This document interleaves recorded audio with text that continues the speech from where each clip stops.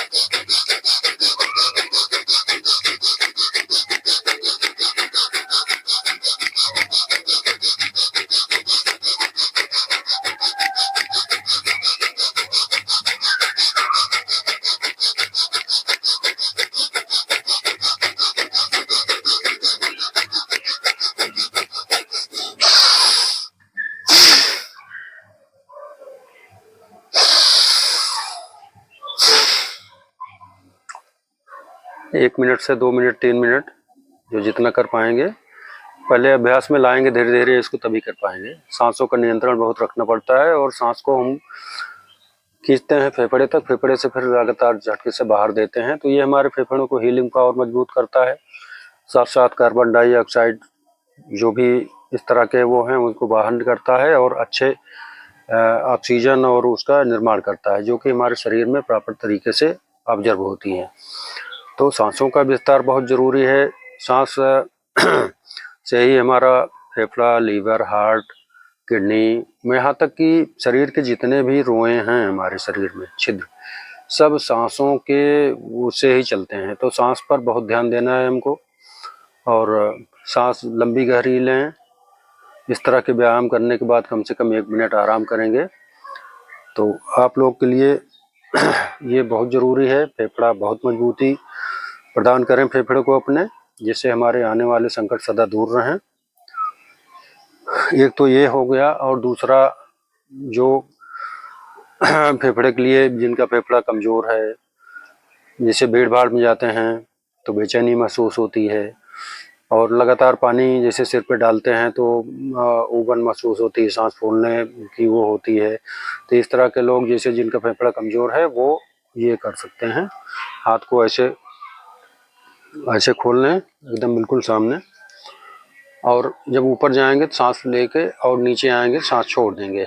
तो हाथों को झटका नहीं देना है, अपने शरीर का निरंतर वो बना के चलना है। देखिए,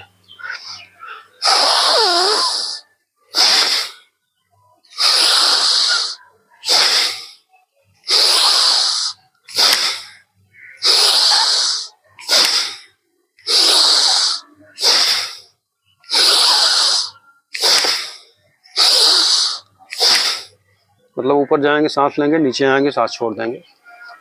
और तीसरा प्राणायाम क्या है, फेफड़े को मजबूती प्रदान करने के लिए हम हाथ को ऐसे खोलेंगे, पीछे हाथ ले जाएंगे तो सांस खींचेंगे और आगे लाके छोड़ेंगे।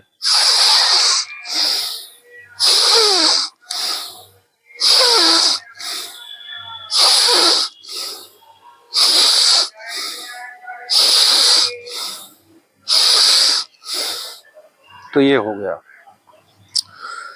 फेफड़ा ही नहीं, इससे हमारे हार्ट का भी सारे फंक्शन सही रहते हैं और हार्ट अच्छी तरह से काम करता है। तो जो आसन फेफड़े के लिए हम बता रहे हैं वो हार्ट के लिए भी रामबाण चीज़ है।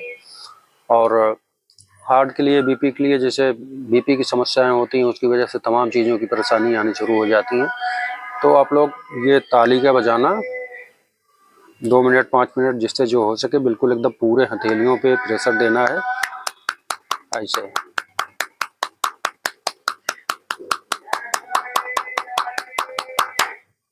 मतलब एकदम लगन से, भाव से। जो भी व्यायाम प्राणायाम हम लोग करते हैं उसमें लगन की ज़रूरत है और साधना की ज़रूरत है। बहुत ही मतलब एकदम मन में आत्म विचार को बिल्कुल शुद्ध करके और साधना के साथ इसको करने से तभी लाभ होगा। कोई भी प्राणायाम है, हम जब तक योग का मतलब होता है जैसे जोड़ना, किसी चीज़ को जोड़ना, जोड़ने में हम लोग सांस, शरीर, आत्मा, ये तभी हमारा सफल होता है जब हम अच्छे दिमाग से, बिल्कुल साधना से केंद्रित करके ध्यान, सांसों पर नियंत्रण रख के इसको करते हैं तो हमको बहुत अत्यधिक लाभ होता है। तो आइए हम बात करते हैं अब दूसरे प्राणायाम की, जो कि सांसों को कैसे रोका जाए, सांस हमारी कितनी पावर है उसमें इसको देखा जाए कि कितना मतलब सांस रोक सकते हैं हम।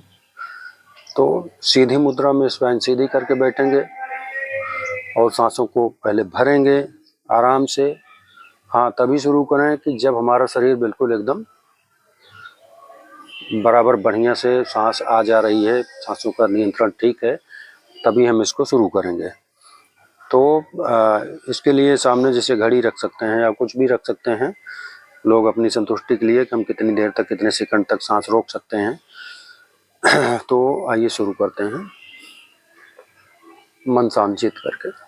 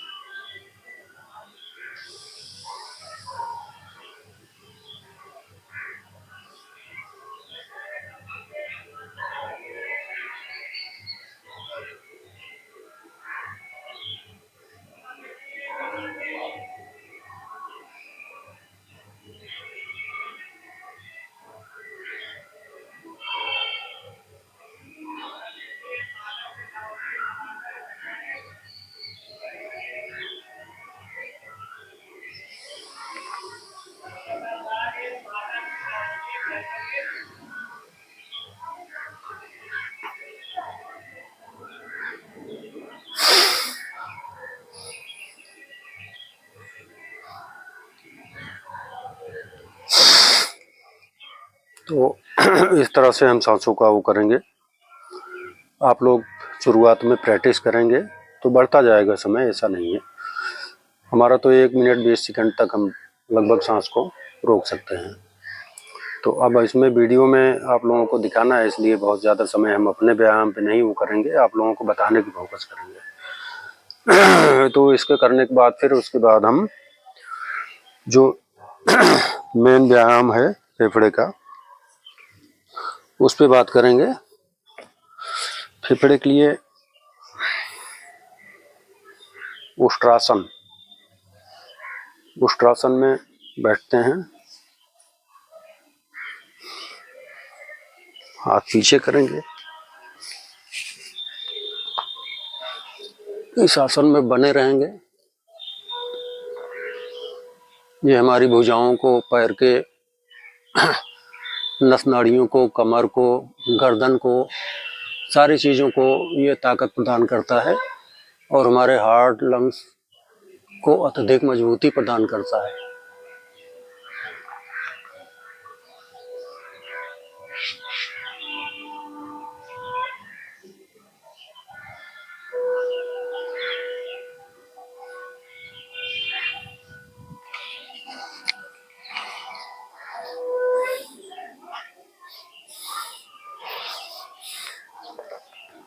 तो ये एक आसन ये हो गया उष्टासन।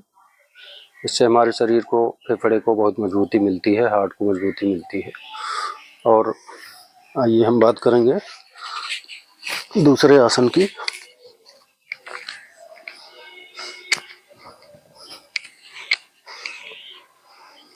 सेतुबंद आसन जिसको कहते हैं। सेतुबंद आसन सीधा लेट के, और गर्दन और सिर हमारे ये, इसमें कोई परिवर्तन नहीं होगा। बाकी ये पेट का हिस्सा ऐसे उठा लेंगे।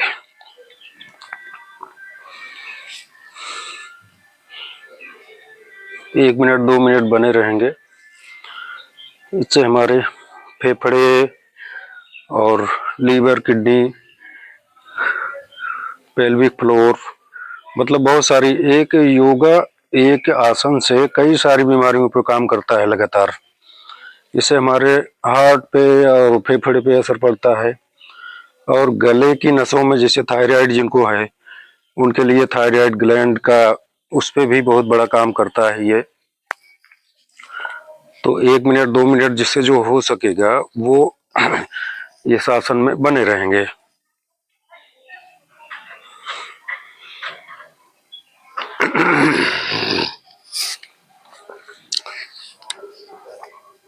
थोड़ी देर रेस्ट कर लेंगे इस पोजीशन में, हाथ को ऐसे फैला के।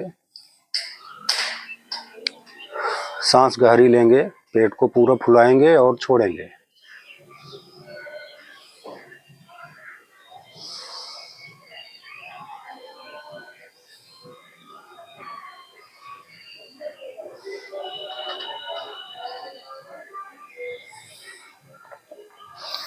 इस प्रक्रिया से भी हमारे फेफड़े को ऑक्सीजन मिलती है। और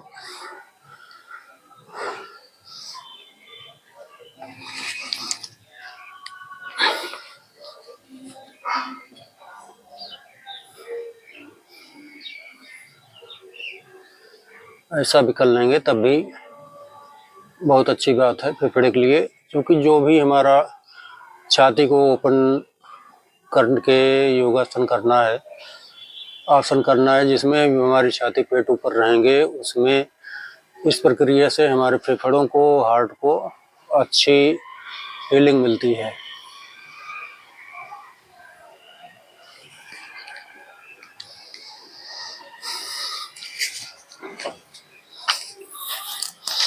फिर आइए हम बात करेंगे भुजंगासन की।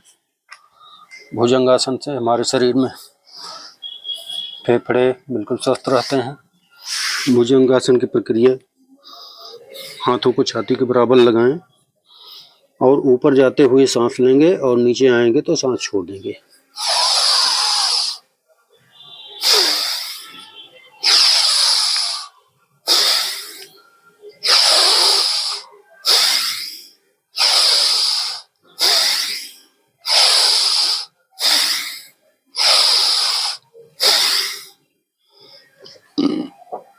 इस प्रक्रिया से हमारे शरीर को, फेफड़े को बहुत मजबूती मिलती है, हार्ट को मजबूती मिलती है।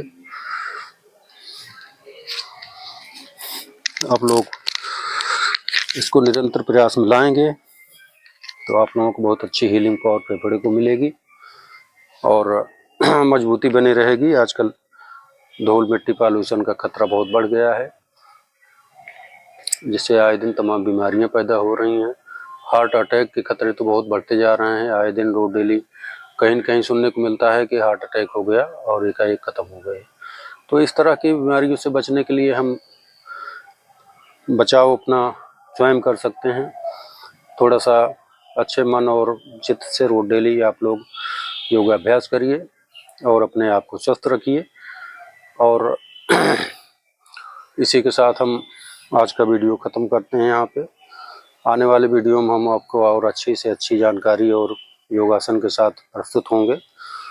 और हाँ, आप लोग हमारा चैनल अमृत योग संजीवनी, इसको यूट्यूब पे और उस पर सब्सक्राइब करिए, लाइक करिए और अपना कमेंट भी दीजिए। बहुत बहुत धन्यवाद आप तब तक के लिए। जय जय श्री सीताराम। आप लोग स्वस्थ रहिए, व्यस्त रहिए, मस्त रहिए।